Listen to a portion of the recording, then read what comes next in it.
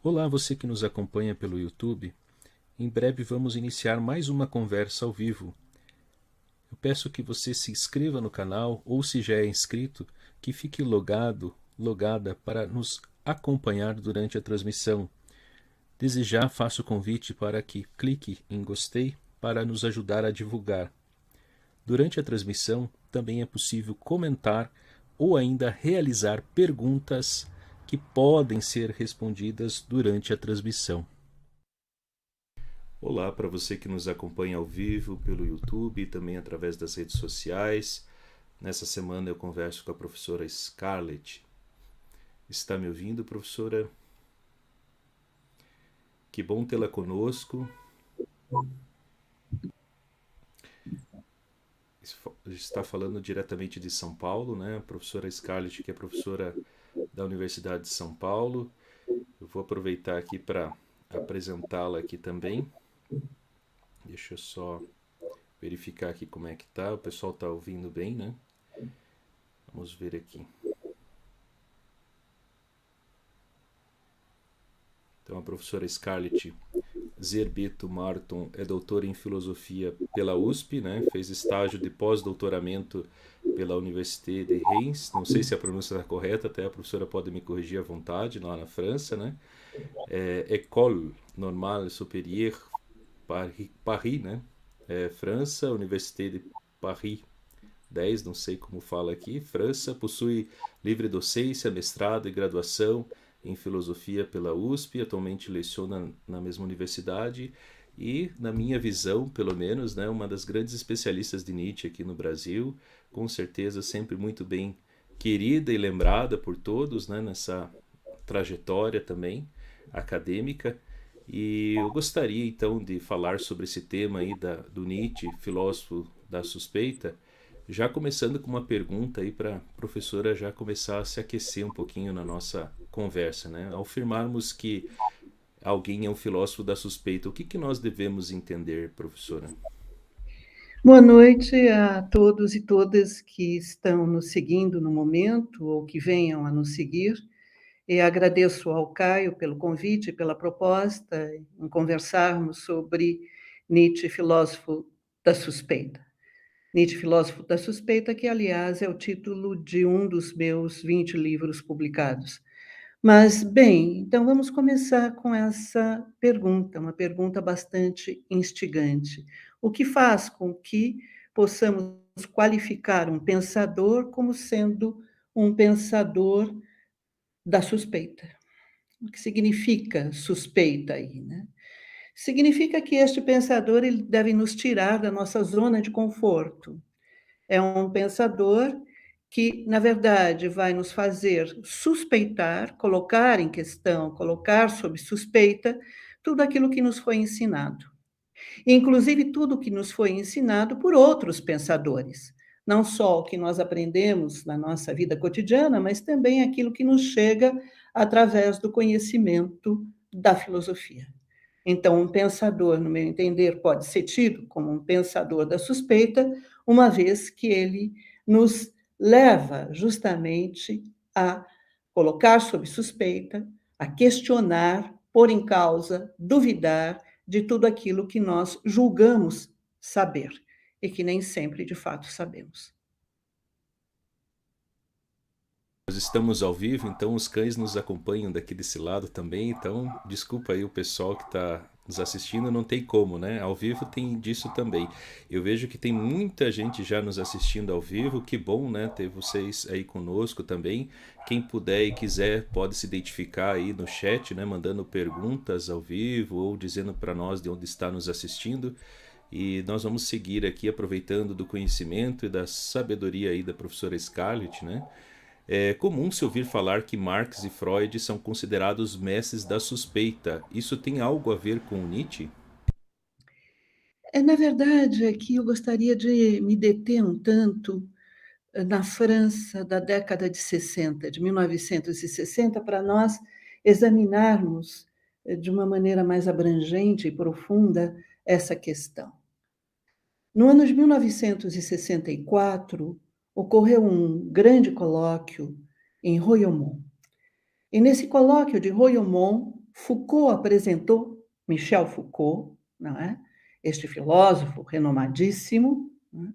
Ele apresentou um trabalho muito perturbador. Esse trabalho tinha por título Marx, Nietzsche e Freud. E no entender de Foucault, esses três filósofos eram os mestres da suspeita. Por que razão? O que estava acontecendo na cena filosófica na França naquele momento? Naquele momento, na verdade, durante aí uma boa parte do século XX, eu diria que havia três pensadores, três filósofos que eram muito frequentados. Eram Hegel, Husserl e Heidegger. Foi a época do chamado Reino dos Três Hs. Muito bem.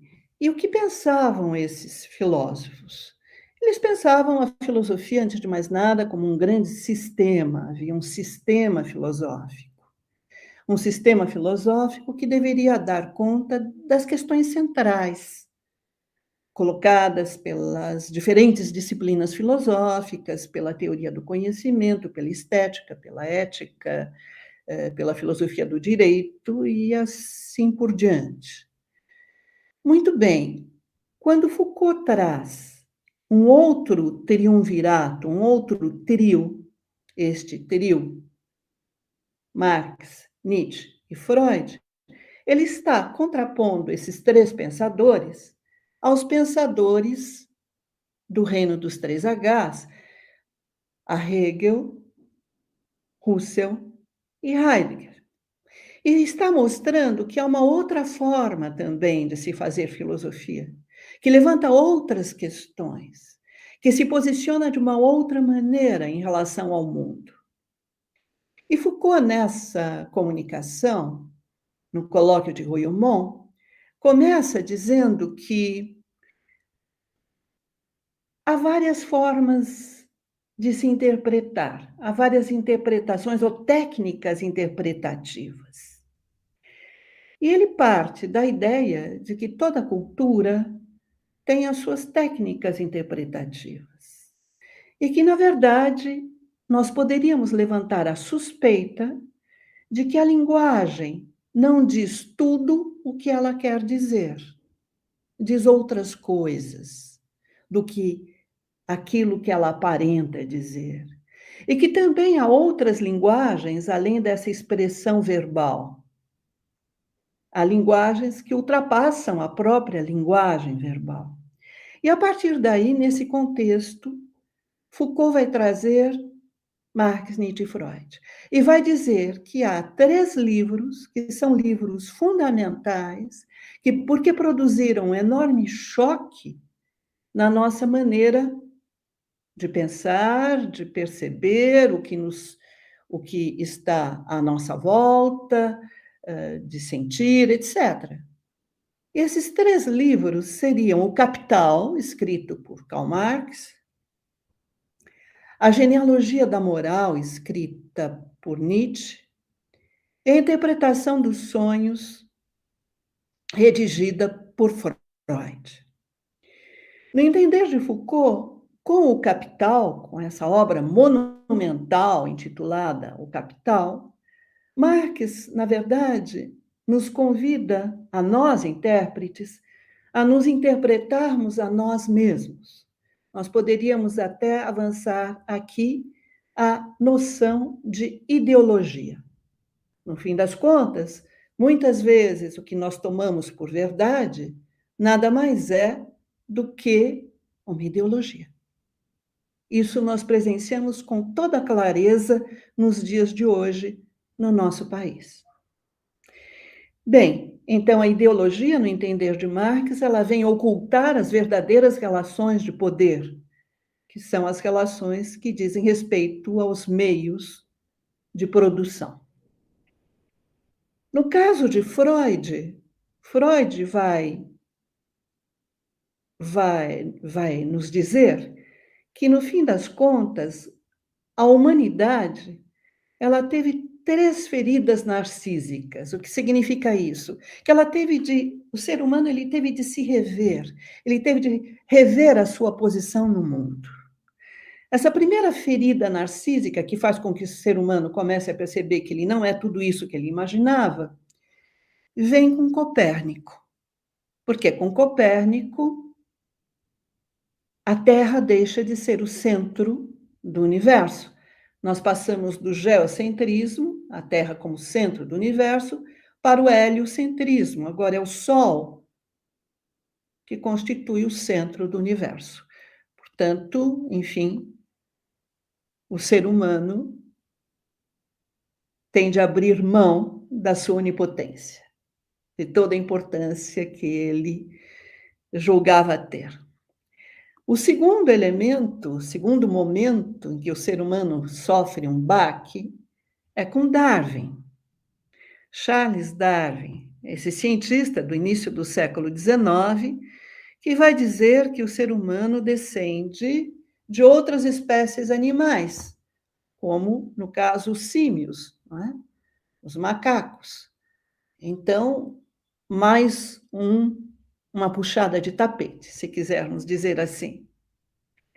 E haveria um terceiro momento, uma terceira ferida narcísica, uma terceira puxada de tapete, nesta maneira que o ser humano tem de ver a si mesmo, que seria introduzida pelo próprio Freud.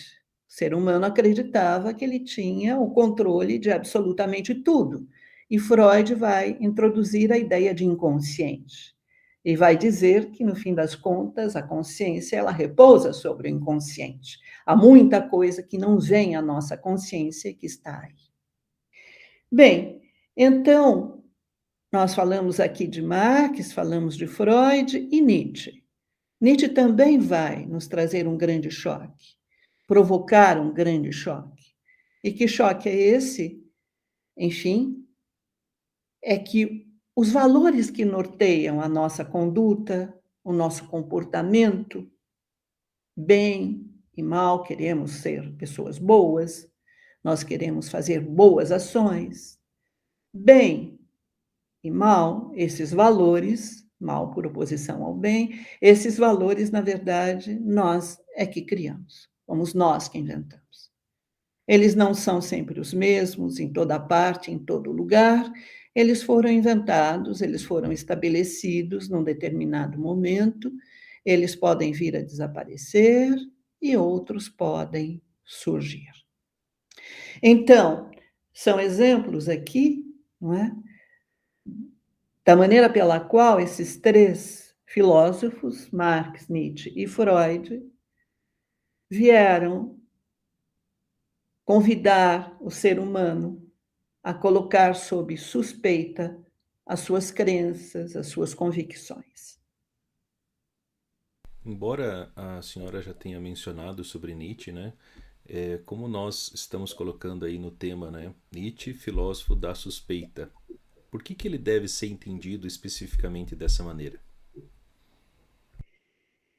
Nietzsche vem propor uma reviravolta completa na cultura ocidental. De que maneira?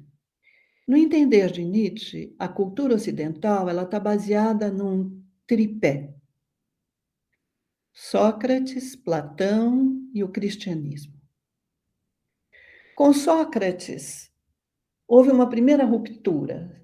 Sócrates, este filósofo do século V antes de Cristo. Né? Temos aí uma primeira ruptura. Porque antes de Sócrates, os chamados filósofos pré-socráticos ou pré-platônicos, eles não faziam nenhuma distinção entre o ser humano e o mundo. O ser humano fazia parte do mundo como tudo mais. Sócrates trouxe a filosofia, nós poderíamos usar essa imagem, do céu para a terra, na medida em que ele coloca como frase principal: conhece-te a ti mesmo. Isso se torna a pedra fundamental agora do pensar filosófico. Portanto, O ser humano passa a ser o centro da preocupação filosófica. E com isso, o ser humano ele é desligado do mundo, né? Ele não faz parte como fazia parte antes de tudo mais. Com Platão, as coisas se complicam um tanto, porque Platão vai dizer que existem dois mundos. Não só esse mundo em que nos encontramos aqui e agora, mas o outro mundo, que é um mundo muito mais perfeito, que é um mundo das ideias. Na verdade, este mundo nada mais é do que uma cópia daquele outro que é essencial, que é imutável, que é eterno. O nosso mundo não, o nosso mundo muda. É aparência. O nosso mundo, enfim, é o mundo das opiniões, que são múltiplas, várias, e nós podemos sempre mudar de opinião. O outro mundo é o mundo da verdade, e as verdades são eternas. Essa duplicação de mundos, esse dualismo de mundos, vai se converter com a religião cristã naquilo que nós conhecemos. De um lado, nós temos este mundo em que nos achamos, que é um vale de lágrimas, e de outro lado, nós temos o reino de Deus. De um lado, nós temos a alma, feita à imagem e semelhança do Criador, e de outro lado, temos o corpo. Então, de um lado, este vale de lágrimas e o nosso corpo, de outro lado, o reino de Deus e a alma. De um lado, a morte, de outro lado, a vida eterna. E se nós pensarmos um pouco mais, nós vamos ver que a partir daí todas essas separações, elas começam a se multiplicar. Elas vão se multiplicando através da Idade Média, em que nós vamos ter sagrado e profano, por exemplo. Elas se multiplicam muito mais com a modernidade, porque agora essas separações, elas passam a fazer parte do próprio ser humano, paixões, razão e paixões, não é? Enfim, e daí por diante. E nós chegamos até a pós-modernidade, aos dias de hoje, em que eu diria que o ser humano agora ele está inteiramente esfacelado, né? Nós temos aí temos tantas identidades quanto os logins que nós quisermos criar, os perfis que nós quisermos criar na internet, por exemplo, né? Ou tantas identidades quanto as funções que nós venhamos a executar. Bem, e Nietzsche nisso tudo? Nietzsche vai dizer a civilização, a cultura ocidental, na verdade, assentada nesse tripé inicial, que é Sócrates, Platão e o cristianismo, ela produziu um ser doente. O ser humano é um ser enfermo. Por quê? Porque ele foi treinado, domesticado, no sentido de privilegiar sempre o outro mundo, a outra vida, a alma, em prejuízo deste mundo, desta vida e do corpo. É preciso colocar sob suspeita a própria civilização ocidental, toda a nossa cultura. E é o que Nietzsche procura fazer. É esse o convite que Nietzsche faz aos seus leitores. Colocar sob suspeita, por exemplo, a nossa maneira de pensar. Nós pensamos sempre a partir de dois polos: sim e não, verdadeiro e falso. Nietzsche vai dizer: não há oposições. Nós temos, sim, finas gradações, nós temos nuances. Não dá para se trabalhar com oposições, porque nem sempre o que tomamos por verdadeiro contribui para nós pensarmos melhor. Bem, Nietzsche também nos convida a colocarmos sob suspeita, a questionarmos a nossa maneira de agir. Procuramos pautar as nossas ações, a nossa conduta, pelos valores bem e mal. Mas Nietzsche vai levantar a hipótese: e se o bem não contribuir, ou aquilo que consideramos bom, evidentemente, dentro da nossa cultura, não contribuir para o prosperar do ser humano, e, ao contrário, contribuir para a sua degradação, para a sua deterioração?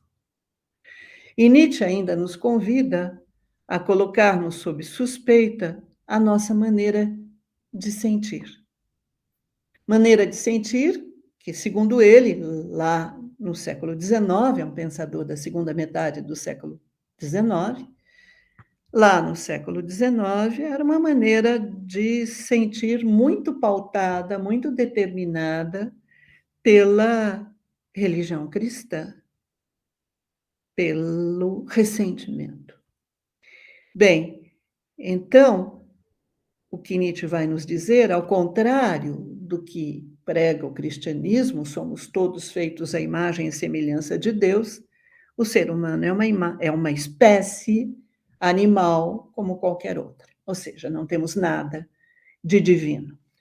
Então, Nietzsche, filósofo da suspeita, porque nos leva, insisto ainda uma vez na palavra, a suspeitar, a colocar em dúvida, a questionar aquilo que a civilização ocidental, aquilo que a nossa cultura nos inculcou, colocou dentro da nossa cabeça. Esse é o convite que Nietzsche faz aos seus leitores. Ótimo, muito legal. Gostei bastante aí da explicação, professora.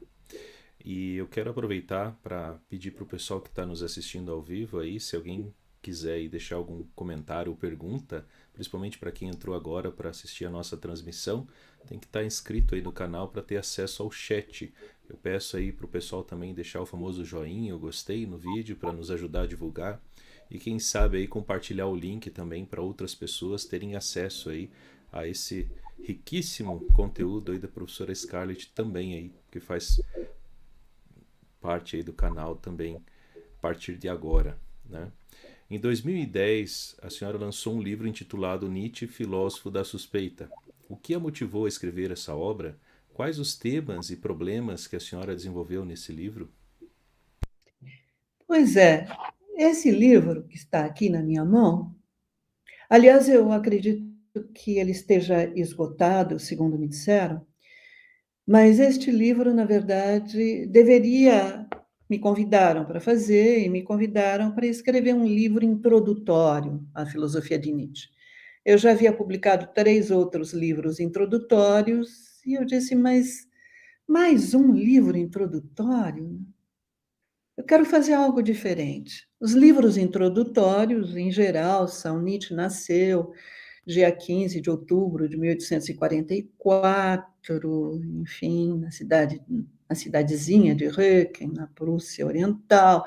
Ele escreveu isto e aquilo, etc. E daí por diante, à medida em que se vai falando da vida de Nietzsche, se fala também da sua própria obra. Enfim, o seu primeiro livro foi O Nascimento da Tragédia, publicado em 1871, e assim vai. Né? Eu disse, não, eu não quero fazer mais um livro introdutório. Né?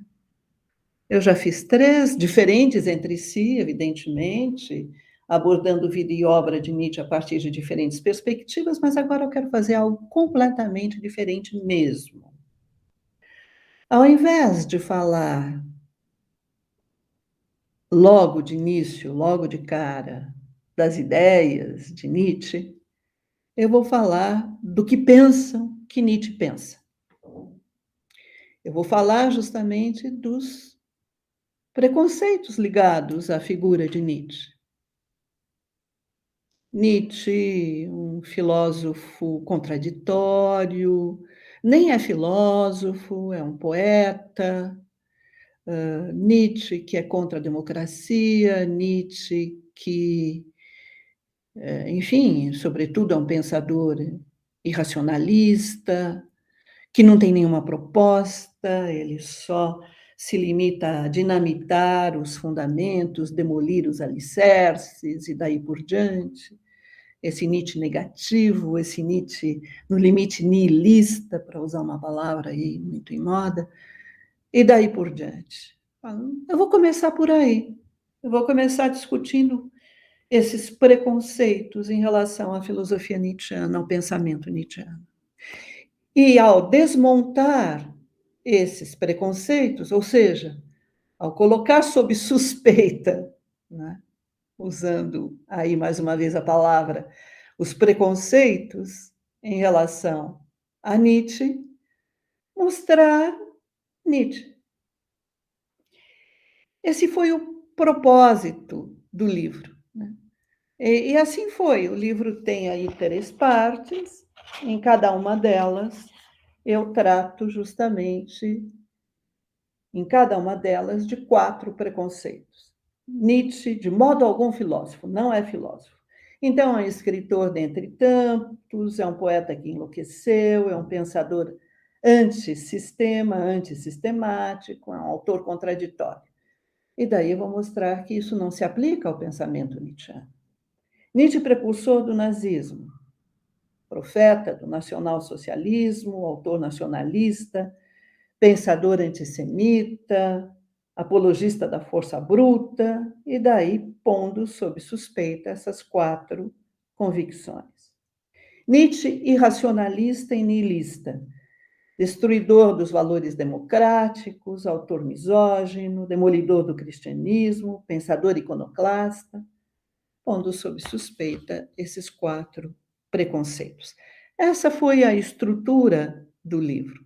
Foi um desafio, na verdade, porque eu tinha de trabalhar pelo avesso, não sei se me explico aqui, mas, na verdade, foi todo um trabalho de desconstrução dos preconceitos, das crenças e convicções em relação a Nietzsche, para trazer à luz, justamente, trazer à tona o próprio pensamento de Nietzsche. Ok, eu vou seguir aqui com as questões que eu separei aqui para te fazer. Nós estamos sem nenhuma pergunta no momento no chat, mas nós já estamos com mais pessoas nos assistindo. Então, boa noite àqueles que estão chegando agora também, né? Então, fica aí o convite caso queira interagir conosco. Há quem muitas vezes faça um paralelo entre o pensamento de Nietzsche e o nazismo, principalmente no que se refere à noção do além do homem e à compreensão da hegemonia da raça ariana. Nesse sentido, Nietzsche poderia ser visto como uma pessoa suspeita de propagar tais ideias? Eu tenho a impressão de que aqui nós deveríamos, enfim, separar um tanto as questões, né? Uma delas diz respeito, como você bem trouxe, diz respeito à noção de além do homem, tal como nós encontramos nos textos de Nietzsche. Onde que essa noção aparece pela primeira vez? Aparece no prólogo, nas páginas iniciais de Assim Falava Zaratustra. Vamos retomar aí o percurso. Então, Zaratustra é uma personagem criada por Nietzsche, e logo na primeira página do livro, Nietzsche vai dizer que Zaratustra, durante 10 anos, viveu na solidão da sua caverna, no alto da sua montanha, unicamente com os seus animais, a águia e a serpente.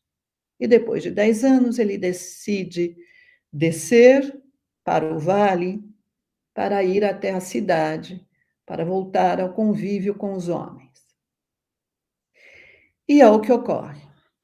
E nessa descida, Zaratustra encontra um santo homem, um ermitão, que mora no bosque. E o ermitão se volta para Zaratustra e diz: Conheço Zaratustra. 10 anos atrás ele subiu a montanha. O que agora você quer ir fazer na cidade, no vale? E se estabelece um diálogo entre eles. Zaratustra diz: Eu amo o ser humano, eu quero levar a ele um duplo presente. O ermitão responde: não, eu amo só a Deus e eu estou aqui no bosque entoando cantos em louvor de Deus. Eles se despedem, Zaratustra e o ermitão, e Zaratustra então diz ao seu coração, a si mesmo, ele diz: o santo homem ainda não ouviu a boa nova. Deus está morto. Bem, essa frase, por si só, pode nos levar a várias faltas de compreensão, várias incompreensões. Por quê? De imediato nós podemos dizer, então Nietzsche é ateu. E um ateísmo. Não. Ele não diz Deus não existe, porque isso não importa. Não importa para Nietzsche se existe, não existe, etc. Isso depende daquilo que a gente chama de foro íntimo, depende de cada um, depende do seu sistema de crenças, você querer acreditar ou não querer acreditar na existência de Deus. Nietzsche diz: Deus está morto. Isso significa que Deus, como sede dos valores, não tem mais poder eficiente. Ou seja, vamos esclarecer. Na religião cristã, o que é bom? É o Deus que é sumamente bom. Então, bem é determinado por Deus. Ao dizer Deus está morto, bem é um valor que o homem vai criar, vai estabelecer. Mais um passo. Zaratustra chega, então, aqui a terceira parte do prólogo, são 10 sessões, essa é a terceira. Zaratustra chega à cidade. Chega à cidade e na praça do mercado o povo está reunido porque está à espera de um saltimbanco, de um acrobata que vai lá fazer o seu espetáculo. E Zaratustra aproveita a oportunidade e diz ao povo reunido ali na praça do mercado: eu vos ensino além do homem. Sede fiéis à terra. Ou seja, ser fiel à terra é ser fiel a este mundo, a esta vida, ao nosso corpo. Nietzsche está trazendo aqui uma outra concepção de humanidade, de ser humano. O que se passa no contexto da religião cristã? O que se passa no contexto do cristianismo? Temos um Criador, que é Deus, que cria o ser humano à sua imagem e semelhança, que é a criatura deste Criador. Se eu digo Deus está morto, então este Deus aqui, essa ideia de Deus desaparece, e esta ideia de ser humano como criatura de um Criador também desaparece. Se desaparece o Criador, desaparece a criatura.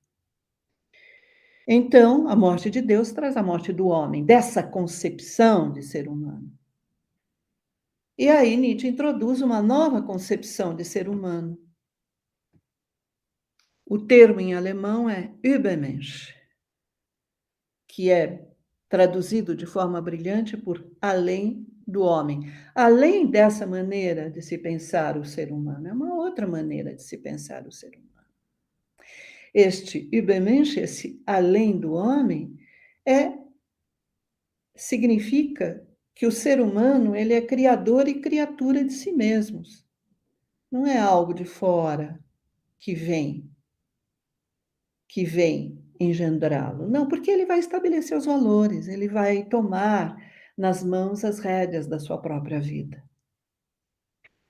Portanto, a ideia de além do homem, a ideia de Übermensch, não tem nada a ver com a ideia de uma raça ariana, da supremacia ou da superioridade da raça ariana. Não é um tipo biológico, é uma concepção filosófica. Então, nesse sentido, nós não poderíamos aproximar Nietzsche e o nacionalsocialismo, não poderíamos aproximar Nietzsche do nazismo, porque o pensamento nietzschiano, no que diz respeito à noção de além do homem, nada tem a ver com a superioridade da raça ariana.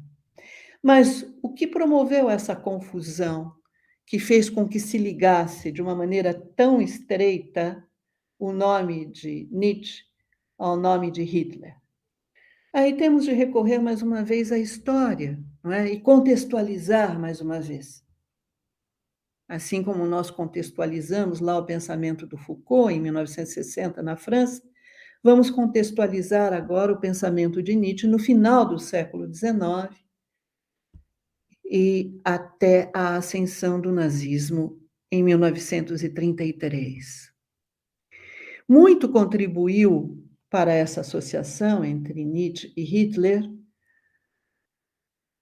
o trabalho desenvolvido pela irmã de Nietzsche, Elisabeth Förster Nietzsche. Trazendo aqui à nossa lembrança apenas alguns dados biográficos, não é? A Elisabeth, ela tinha 4 anos menos do que o Friedrich Nietzsche. E ela sempre procurou se aproveitar dos contatos do irmão para entrar, ter uma posição de destaque na sociedade alemã e coisas dessa ordem. E quando, já um tanto entrada, enfim, nos anos, não tanto, mas com 40, 30 e não sei quantos lá, ela se casa com um antissemita, o Dr. Bernhard Förster. E ambos partem para o Paraguai, aqui ao lado, ao nosso lado, com o intuito de criarem lá uma colônia ariana, que teria por nome La Nueva Germânia. E trouxeram, assim, colonos da Alemanha, etc., conseguiram recursos, vieram, se instalaram no Paraguai, mas não deu certo, não funcionou. Havia a febre amarela, a malária, não tinham contado com isso e várias outras coisas, e o Bernhard Förster se deu um tiro na cabeça, se suicidou. E a viúva, agora, Elisabeth Förster, volta para a Alemanha endividada, não é? Porque havia feito empréstimos e tudo mais. Volta endividada, e quando ela chega à Alemanha, Nietzsche começava a ser conhecido. Porque Nietzsche passou muito tempo da própria vida sem que se desse importância aos livros dele, né? Aos escritos dele. Os seus livros eram recebidos com muita indiferença. Bem, Nietzsche começava a ser conhecido. E Nietzsche já, enfim, nós sabemos que nos primeiros dias de janeiro de 1889 ele teve uma crise que fez com que ele tivesse de interromper todas as suas atividades, foi internado, enfim, e daí por diante, a mãe, Francisca, a mãe deles, passou a se ocupar de Nietzsche, do filho, né? Do filho que já não tinha mais consciência nenhuma do que se passava à sua volta. Então, a Elisabeth chega nessas circunstâncias, na Alemanha, precisando de dinheiro, o irmão agora começa a ser conhecido, ela move um processo contra a mãe Francisca, ela assume a tutela do irmão e de todos os seus escritos e passa a publicar em várias edições mais caras, edições populares, as obras do irmão.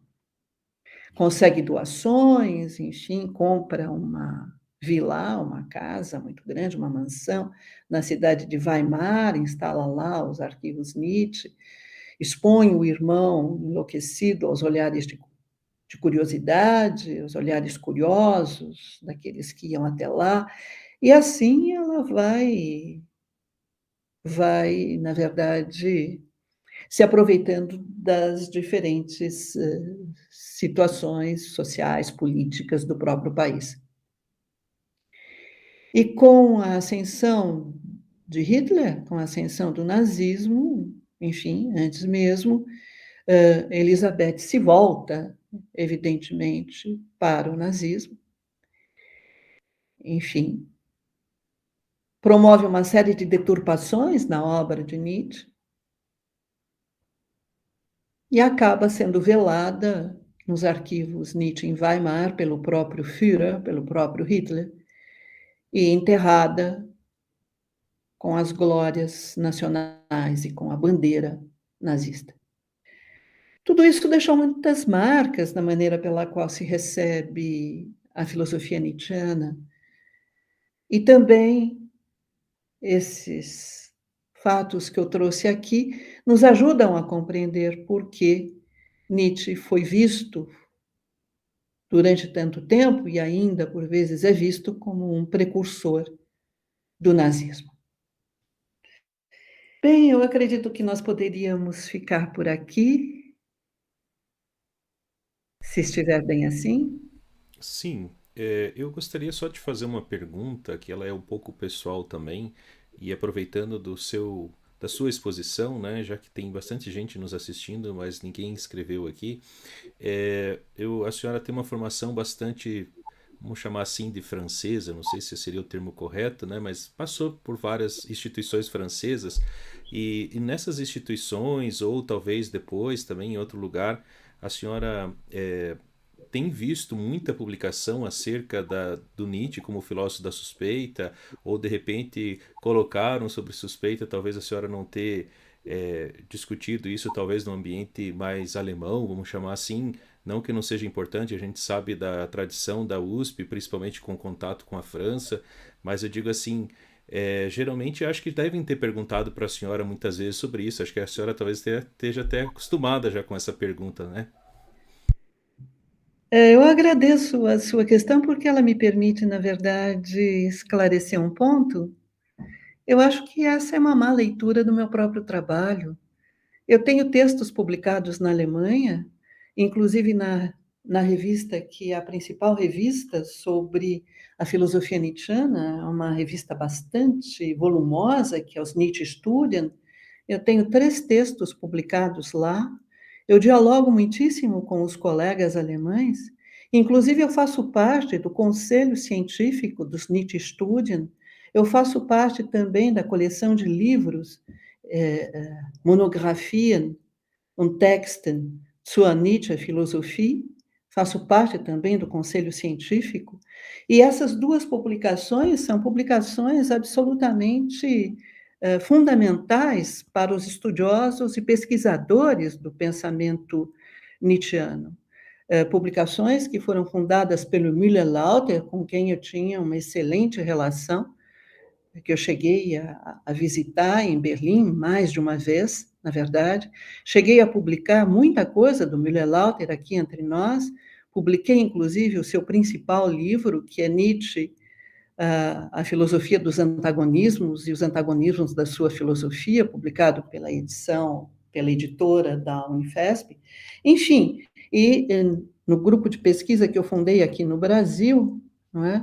O GEM, Grupo de Estudos Nietzsche, nós temos uma publicação, que os Cadernos Nietzsche, que vão aí já, é uma das melhores revistas brasileiras, assim avaliada pela CAPES, o Qualis Periódicos, é uma revista que sempre teve a classificação de A1. Nessa revista nós publicamos, enfim, pesquisadores nietzschianos de todo o planeta, mas muitos alemães, sem dúvida, né? Tanto o próprio Müller-Lauter, enfim, Günther Abel, enfim. Mais recentemente, a geração mais nova, como Helmut Haidt, com quem eu tenho uma excelente relação, enfim, que me convidou para ir a Weimar, onde eu estive logo antes do início da pandemia. Sim, a França também, mas igualmente a Itália, a Espanha, Portugal. Eu tenho textos publicados aí em vários países da Europa, na Áustria, na Holanda, além de todos esses que eu já citei, e igualmente aqui na América do Sul, na maioria de países da América do Sul. Então, enfim, falar da minha relação com a França, aí não é só uma relação, não se dá no nível profissional, digamos assim, não se dá no nível da minha atividade profissional, acadêmica, etc. Aí é um outro tipo de relação, é uma relação E na... muito pessoal, porque é uma relação de coração. Eu gosto Uhum. muito da França, mas isso não significa que eu privilegie, do ponto de vista profissional, do ponto de vista do meu trabalho, a França em detrimento da Alemanha. Certamente não. Eu fiquei muito feliz pela sua participação, professora, ajudou a esclarecer muitas coisas aqui. Né, às vezes é até um pouco difícil, confesso, fazer perguntas para a senhora do conhecimento vastíssimo que a senhora tem, né? Eu me sinto assim um grãozinho de areia no meio dessa praia imensa aí do seu conhecimento e eu por isso que eu fiz essa provocação da pergunta até para a senhora expor um pouquinho mais, né? Porque eu acabo sabendo um pouco mais sobre a senhora e com certeza aí muita gente que está nos acompanhando ao vivo aí também teve essa oportunidade aí de saber um pouquinho mais sobre a senhora. Tem alguma coisa que de repente a senhora lembrou que nós não conversamos durante a transmissão e talvez seria interessante comentar mais alguma coisa ou não? Eu só gostaria de dizer que cada um de nós, cada ser humano, na verdade, tem um papel na sociedade.